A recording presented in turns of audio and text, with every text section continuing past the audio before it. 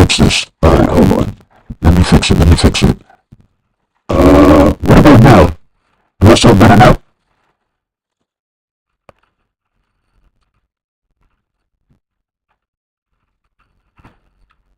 Maybe let me try this. Let me try something else. If that doesn't work, I need you to know. I need to know.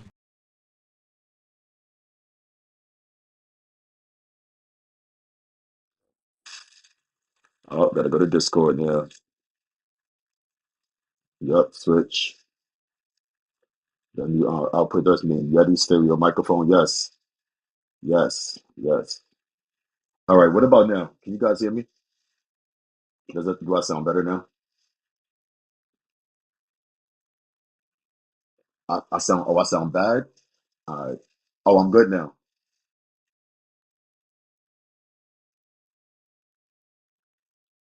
Okay.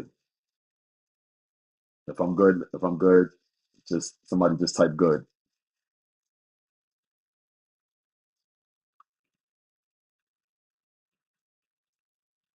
All right. So if I'm sounding bad, I'm gonna need you guys just to let me know. Let me just fix some things over here. Oh shit. Did I disconnect? Please don't tell me I disconnected. I bet. How about the MC game capture MC don't switch? All right, MC OBS. I bet. All right, guys. Good night, everybody. Usually, I don't ever do my streams, but it's been a minute that I've done them, and I wanted to make sure that I did one today because it was heavy on my soul that I did this, especially now that I am taking my step on it. I wanted this stream to be a little different than my normal ones. This one, I'm going to, if you notice, I'm doing it all by myself. Nobody's here. No backup people, no anything. Because I'm decided to talk about just to let some people in on me.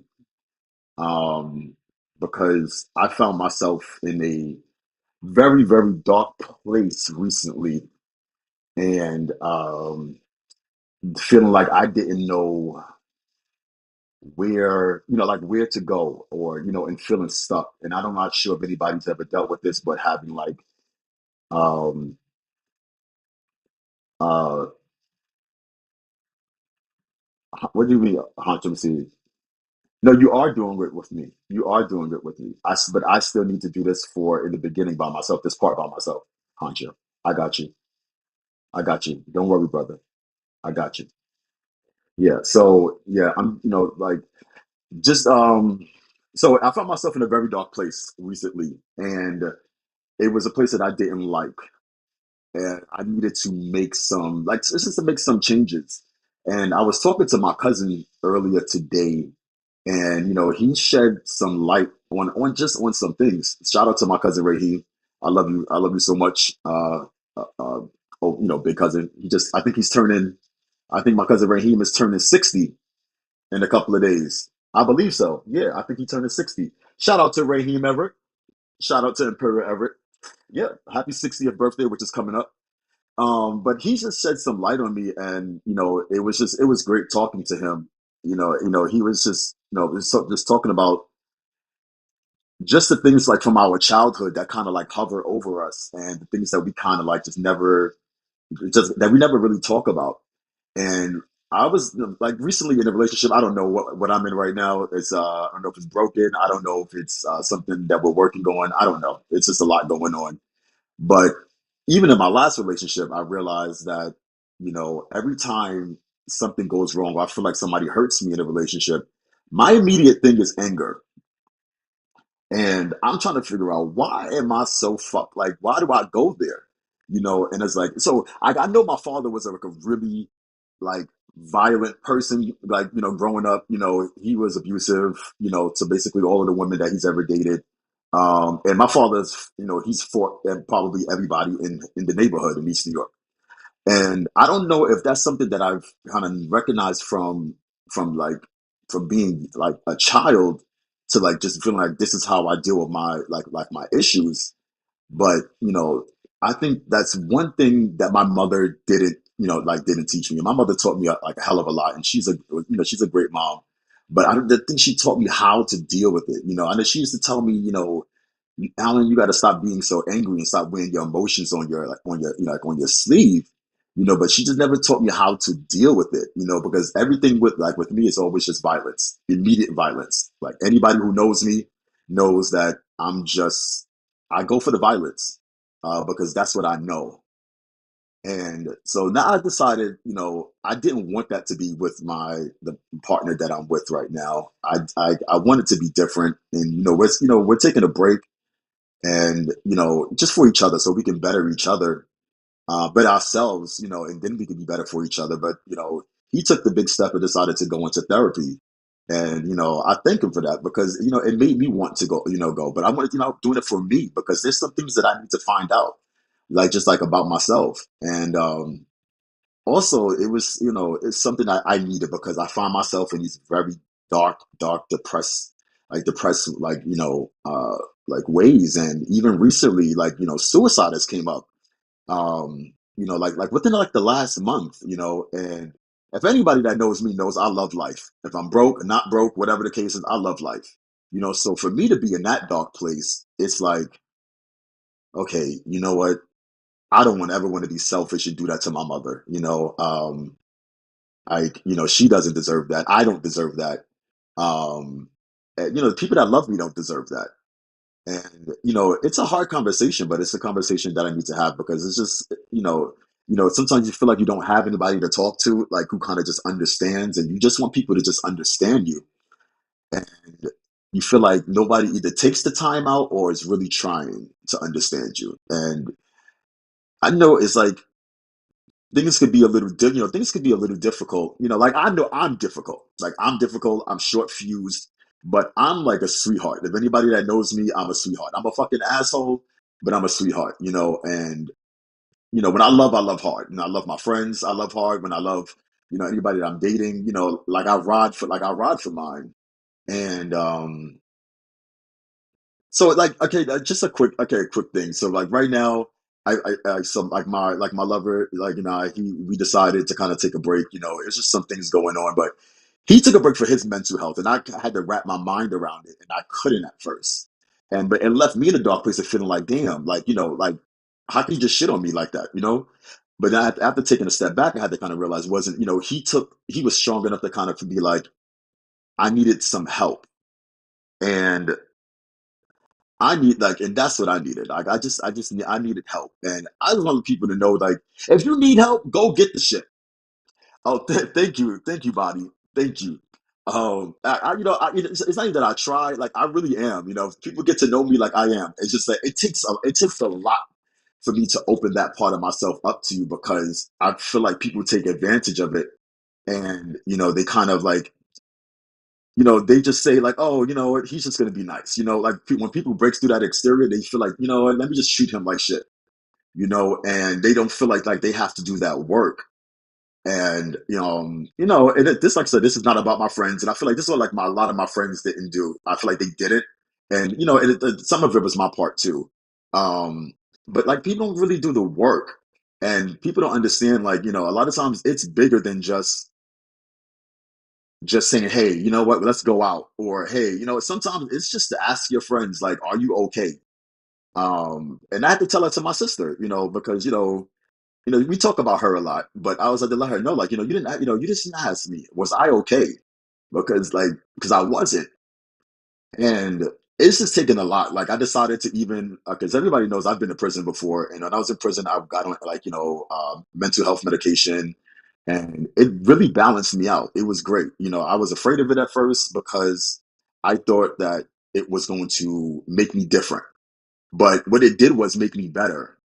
And even like after they have the aftercare plan, they set you up and shit like that. But like I'm one of them people where if I don't go and do it, then I'm like I won't get it done. Like you can't tell me to do it and I'm gonna do it. I was all on parole. I was mandated to do it. You think I did it? Not once in 6 years. So like, but now being in this place and not wanting to be in this place, I decided, you know what? I'm gonna go do it. I'm gonna take that step. So I decided to get back on my antidepressants and my anti-anxiety medication. And because I don't know if anybody knew how bad it was. Like, I would dress up like to go out, hang out with my friends, and everybody, people would just think I wasn't showing up. But I would get dressed and get stuck in the house because I was afraid to go outside. Like, I was dead ass afraid to go outside. Like, I didn't even like. I would just curl up in my bed, turn off my lights, and then just be afraid. And I don't know what I was afraid of. And that's what I've been doing, even with like my like just with school and my career and doing the things that I want to do. Um, and I'm just that saying sick and tired of being sick and tired. That shit is real. Like, that shit is so real, and I'm so tired of feeling like this. And I just want people to know, like, there's somebody out there. You may not feel like that your friends or your family's out there and or whatever. And I don't want people to think that Jesus got it. No, he may have. I don't disrespect anybody's religion, like, but sometimes you need something that's what's the word? Tangible. And seeing the therapist is tangible. Like, I haven't seen him yet. I see my therapist for the first time this week. And like, I'm thankful for it because like it's just one of those things that I needed. And it's just so many things as far as like just like my childhood. Like, like, I had a great childhood, but it's just so many things that you kind of like you're marked from, and you don't even realize that you just need help from. And it's like, even to like the way, like, like my sexual life, you know what I'm saying? Like when I have sex, right? I have this thing where I don't know how to do love because of me feeling like I was molested as a child. I don't know how to make love, and that happened when because of that. That's something to talk about. And I think I'm angry because of that. I think I'm angry because, like, I kind of in sex I kind of look at as myself as in just an object. And these are things that I need to address because, like, like, my lover prefers intimacy, and I prefer thoughtness, and that's something I want to work on. And it's just so many things to talk about, and I don't want people to. I think everybody should get it, because nobody's childhood is perfect. I don't think not one. One person's childhood is fucking perfect, and I just think that people should just go for it and stop being afraid. And I think, if anybody that was afraid, um, that they shouldn't be. And if anybody ever just wanted somebody to talk to about it, or just the courage, or just to help, like, I'm here for it. I ain't here to help you, but I'm here to kind of help, do the help that was given to me, through my guy by, he sent me the number, and he told me the rest was up to me. And, I'm giving him a hard time right now, but he doesn't know I appreciate him. And I'm thankful for him for taking that step, because he made me want to take that step to be better, and to be better for me, not for him, not for us. Just to be better for myself. And I was talking to my best friend about it, and I was just like, I felt so good that I actually made the appointments, because I was on the phone hunting them, and it doesn't pay to be poor, because when you're poor, you got to deal with just whatever they give you. And I'm calling the Medicaid shit, and you're calling these numbers, and now they're new businesses, or I call one, it was a sex hotline. It's so weird, but it doesn't pay. But I just didn't let it like deter me from getting what I came for. And after going through 3 pages, I found my psych, which is right in my neighborhood. And at my psych, I felt comfortable enough to actually have my therapist. And I'm so excited to see where this road goes, like, for myself, because I know that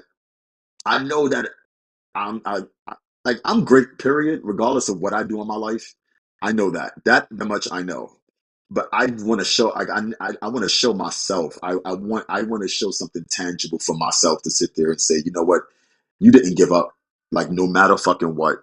And I just, I'm proud of myself now for taking this step, but I just want to show, myself, like, you know what, like, you're dope, and you just didn't give up. And my cousin told me, he was like, people who like supposed to do things in this world, shit comes to them extra hard. because it's the world telling, trying not to, not trying to allow them to do it or get to it.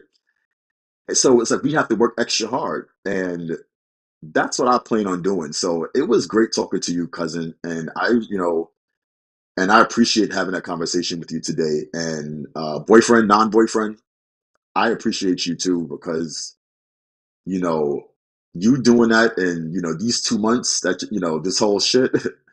It's I'm proud of you, and I'm proud of what you decided to do for yourself. And I realized that I had to fucking make good on myself. But I just wanted to kind of just to talk about that. It's just a rough draft or some shit, and I'll be back, later on in the week to have another conversation about it. But this is just on my heart because it was just,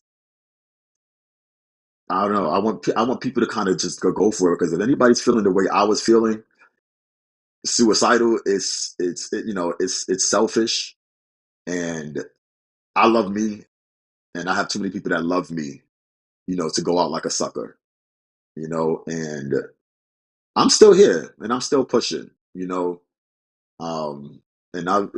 this is, still me thriving, and you don't need a whole bunch of friends to do this shit. You don't even need any friends. You really just need yourself. It's great to have a team. It's great to have family, and I have one. I have my mama that's there, ride or die. I have a father that's there. My pop Shelby James, who was there for me through everything and everything and anything. And I have a brother, I have sisters. I have sisters that I've chosen and that I can lean on. So me feeling like I don't have anybody is a lie. And I thank all you guys, because Lord knows I wanted to just take my shit off, but I'm still here. And yeah, so for anybody else listening, thank you guys. And mental health is real. Jesus don't got it. You have it, and you have to take control of it. Because if you don't take control of it, then you'll be 6 feet under. That's a possibility. Um, so thank you guys for listening. Next stream will be something a little more, a little lighter. But if you guys have any comments, you can always drop me anything. You can always hit my team up at manfytb@gmail.com. We're on Twitch. I don't shoot 718. Facebook, Porter's Planet. What's that? What's that other shit that you young folks are using? Uh, I don't even know the name of it anymore. Twitter. There you go. Oh, Saint Laurent. I appreciate that, bro. Yeah, shit is. People think that you're smiling all the time. That it's just nothing going on, and people forget to ask people, "Are you okay?" People really forget to ask people, and that's gonna be my thing. I'm gonna make sure that I said that everybody that I speak to, that are you okay?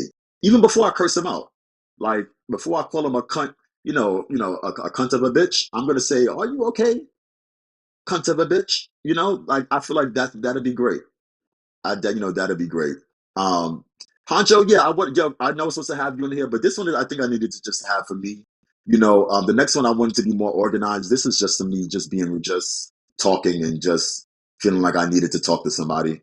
And that was that. But you guys, thanks for listening. And don't shoot 718. I am out. And don't forget to catch FYTB here again very soon.